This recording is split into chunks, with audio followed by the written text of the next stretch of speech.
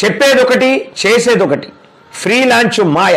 మరి గ్రేటర్ హైదరాబాద్లో చుట్టూ పెరుగుతున్న రియల్టర్లు, బిల్డర్లు మోసాలు, మరి అగ్రిమెంట్ ప్రకారం పూర్తి కాని అపార్ట్మెంట్ల నిర్మాణాలు, మరి కొనుగోలుదారులకు గడువులోగా అందరి ప్లాట్లు, మరి ఆధునిక సౌలతులంటూ అదనపు వసూళ్లు, మరి ఫ్లాట్లు ఇండ్లు చేతికందక బ్యాంకు లోన్లు కడుతూ మరి బాధితుల ఇబ్బందులు, మరి రేరాకు పెరుగుతున్నటువంటి ఫిర్యాదులు అనేటటువంటిది ఒక వార్త మనకు ఆల్రెడీ హల్చల్ చేస్తూ ఉన్నది. మరి 2539 రేరాకు వచ్చిన కంప్లైంట్స్, 1682 ఇప్పటి వరకు పరిష్కరించినవి. మరి కంప్లైంట్ పై రేరా చర్యలు అనేటటువంటిది ఒక వార్త మనకు ఆల్రెడీ తెలుస్తున్నటువంటి ముచ్చట. మరి రియల్ ఎస్టేట్ మోసాలపై రేరాలో పెద్ద ఎత్తున కంప్లైంట్స్ నమోదవుతున్నాయి. మరి ఇప్పటి వరకు 2539 ఫిర్యాదులు వచ్చాయి. వీటిలో 1682 కంప్లైంట్స్ పై విచారణ చేపట్టిన రేరా వాటి విషయంలో ఆదేశాలు జారీ చేసింది.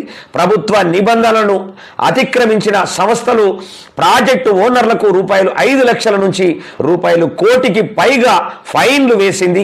ఈ తమ ఉత్తర్వులను పట్టించుకోకుండా చట్టాలని వ్యతిరేకంగా పోతున్నటువంటి 8 సంస్థలను డిఫాల్టర్లుగా పేర్కొంది. అలాగే 7 ప్రాజెక్టులకు ఇచ్చినటువంటి అనుమతులను రద్దు చేసినట్లు మనకు తెలుస్తున్నటువంటి ముచ్చట. వాస్తవం చెప్పాలంటే రేరా అంటే, వాస్తవానికి రేరా అంటే కొన్నోడు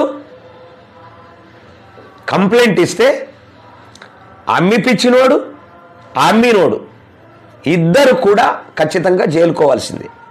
రేరా నియమ నిబంధనలు అవి. వాస్తవానికి అది కరెక్ట్గా ఇంప్లిమెంట్ చేస్తే ప్రతి ఒక్కరికి భయం ఉంటుంది. దాని విషయం కూడా చెప్పాల. రేరా ఏంటంటే అన్నీ క్లియర్గా ఉంటేనే రేరా సర్టిఫికెట్ వస్తుంది. మరి రేరా సర్టిఫికెట్ అన్నీ క్లియర్గా లేనిది మరి డబ్బులు తీసుకొని ఎందుకు పర్మిషన్ ఇస్తున్నట్లు? మరి పర్మిషన్ ఇస్తే మరి నియమ నిబంధనలను అతిక్రమించి వాళ్ళు ఎందుకు ప్రవర్తిస్తున్నట్లు? ఎందుకు మోసాలు జరుగుతున్నాయి? ఎందుకు కంప్లీట్ చేయట్లేదు? ఎందుకు కొన్న తర్వాత ఏదైతే మనకు చెప్తారో అది చేయట్లేదు? ఏదైతే పాంప్లెట్లో కానీ రేరాకు అప్లై చేసినటువంటి నోట్లో కానీ ఉన్నటువంటిది ఎందుకు పరిపూర్ణంగా మరి ఆచరించట్లేదు? మరి రేరా ప్రభుత్వం ఏం చేస్తున్నట్లు? ఖచ్చితంగా అమ్మి పిచ్చినోడు జైలుకోవాల్సిందే, అమ్మినోడు జైలుకోవాల్సిందే.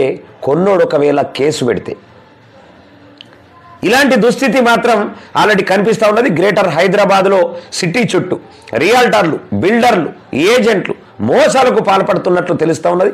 ఫ్రీ లాంచ్ల పేరుతో కొనుగోలుదారులను మాయ చేస్తున్నారు. అగ్రిమెంట్ల ప్రకారం అపార్ట్మెంట్లు, విల్లాల నిర్మాణాలు పూర్తి చేయడం లేదు. మరి గడువులోగా ప్లాట్లను అప్పగించడం లేదు. చెప్పిన సౌలతుల ఎమ్యూనిటీస్ను కల్పించడం లేదు. ముందు చెప్పేదొకటి ఆ తర్వాత చేసేదొకటి అన్నట్టుగా వ్యవహరిస్తున్నారు. ఒక ప్రాజెక్టును చూపించి అడ్వాన్స్గా డబ్బులు తీసుకొని మరి అది కంప్లీట్ చేయకుండానే ఆ నిధులను మరో ప్రాజెక్టుకు మళ్లిస్తున్నారు.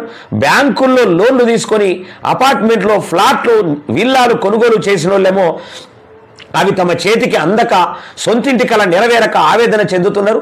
మరోవైపు ఈ ఈఎంఐల భారంతో తీవ్రమైనటువంటి ఇబ్బందులు ఎదుర్కొంటున్నారు. ఎందుకంటే ఇటు కిరాయిలలో ఉంటారు కాబట్టి ఇటు కిరాయి కట్టాలి, అటు ఈఎంఐ కట్టాలి. వాళ్ళు ఇవ్వక ఇంత ఇబ్బందులు ఉంటాయి. ఇబ్బందులు ఎదుర్కొంటున్నారు. త్వరగా ప్రాజెక్టులు పూర్తి చేయాలని నెలలు, సంవత్సరాల తరబడి రియల్టర్లు, బిల్డర్ల చుట్టూ తిరిగి అలసిపోతున్నారు.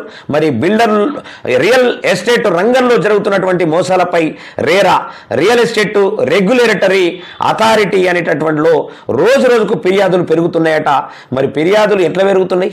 వీళ్ళు మొత్తం పర్మిషన్ ఇచ్చి వాళ్ళకు సరి అయినటువంటి మార్గనిర్దేశకాలు ఇవ్వకుండా, వాళ్ళను అబ్జర్వ్ చేయకుండా వాళ్ళను అట్లనే గాలి కొదులుతున్నారు. కాబట్టి అలాంటి దుస్థితి రావటానికి ఆస్కారం ఉంటున్నది. మరి దీనికి కారకులు ఎవరు? ప్రభుత్వం. అంటే ప్రభుత్వం చేస్తున్నటువంటి విధి విధానాలు ఇయల్ల ప్రజలకు శాపాలుగా మారుతున్నాయి. అందుకే కదా మరి బుల్లెట్ పాయింట్లతో బుల్లెట్ యుద్ధం చేయబోతున్నది వీకేఆర్ టీవీ ప్రజా అసెంబ్లీ.